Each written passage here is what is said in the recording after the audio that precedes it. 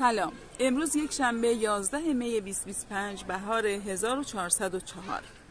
بعد از تلاش‌های زیادی مهاجرت کردم و مهاجرت من تو ابتدای مسیرشه و تو این مسیر پرفراز و نشیب تجربه‌های زیادی کسب کردم.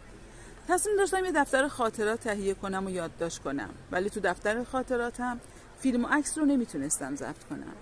بنابراین تو همینجا توی شبکه اجتماعی یه آلبوم عکس و فیلم تهیه میکنم و با شما به اشتراک میذارم.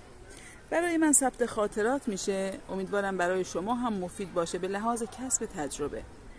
اون چه که میخوام براتون بگم از زیبایی ها، سختی ها، فشارها، بالا پایین های این سفر خواهد بود. استارت میزنیم. امیدوارم با خاطرات من لذت ببرید و از تجربه های من استفاده کنید. جایی که تصویرم رو شروع کردم یه شهرک کوچک به نام مازاتوز از شهر ساحلی زیبای لارناکا از کشور قبرس جنوبی یا سرزمین آب و آفتابه. با من همراه باشید.